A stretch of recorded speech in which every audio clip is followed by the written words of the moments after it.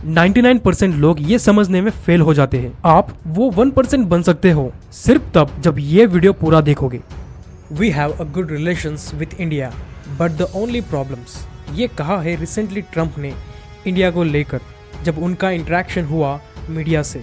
उन्हें इंडिया के trade relation को लेकर कुछ सवाल पूछे गए कि आप इस पर कुछ बोलिए, कुछ तो हिंट दीजिए इंडिया यूएस रिलेशन के ऊपर। पर उन्होंने स्टेटमेंट की शुरुआत ही इस तरीके से की, we have a good relations with India.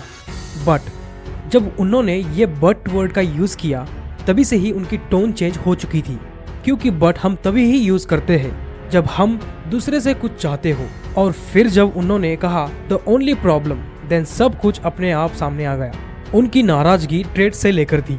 India US trade में यूएसए हमसे ट्रेड डेफिसिट में है, यानी कि हम अपना माल यूएसए को ज्यादा सप्लाई करते हैं और उनके प्रोडक्ट्स पर जनरली हम हायर टैरिफ्स लगाते हैं, या फिर ऐसे कहो हम टैरिफ के मदद से उनके प्रोडक्ट को इंडिया में एंट्री ही नहीं देते। बात ये नहीं है कि यूएसए को इस बात का पता ही नहीं, बट बात ये है कि खुद यूएसए के तरफ से ही डेवलपिंग कंट्रीज और अंडर डेवलप कंट्रीज को कुछ वेवर्स मिले हुए हैं। और तो और वर्ल्ड ट्रेड ऑर्गेनाइजेशन में भी ये बात को अच्छी तरीके से मेंशन किया गया है कि डेवलप कंट्रीज को ट्रेड में कुछ वेवर्स देना होगा उन अंडर डेवलप कंट्रीज को।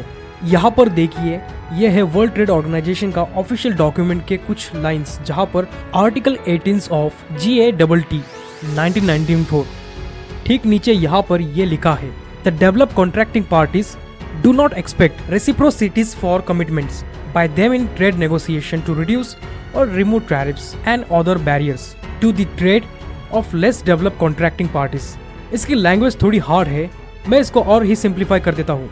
यानी कि develop countries can not demand that developing Nations like India reciprocate tariff reductions granted by developed nations. This allow developing nations to maintain higher tariffs on goods from developed countries while benefiting from lower tariffs when exporting to them. और इसी का use करते हुए India ने कई सारे product पर high tariff लगा रखा है। और इसके पीछे भी एक बहुत बड़ा रीजन है, वो ये है कि इंडिया में सेम प्रोडक्ट बनाने में काफी ज्यादा मेहनत लगती है। लेबर से लेके ट्रांसपोर्टेशन, इंफ्रास्ट्रक्चर, कई बार तो एक्सीडेंट भी हो जाते हैं और कई बार हम सेफ्टी का भी ध्यान नहीं देते। आपने देखा होगा कि जब इवन फार्मर्स भी अपने हाथों से फर्टिलाइजर को खेतों में उड़ेल देते हैं, वैसे डेवलप कंट्रीज में नहीं होता। वहाँ पर प्रॉपर इक्विपमेंट होते हैं, सही टाइमिंग और उन्हें अच्छी मार्केट भी होती है। और यही डिफरेंस है कि हम उनके जैसे प्रोडक्ट तो बना लेते हैं पर उसके पीछे काफी ज्यादा मेहनत होती है। और अगर ऐसे प्रोडक्ट जो मशीन से बनाए गए हो सीधे इंडियन मार्केट में सेल होने लगे तो हमारे प्रोडक्ट तो उनसे कम्पीट ही नहीं कर पाएंगे। पर ट्रम्प इन चीजों को नहीं मानते, उन्हें सिर्फ टैरिफ दिखाई देता है। वो इंडिया को डेवलप कंट्री मानते ही नहीं।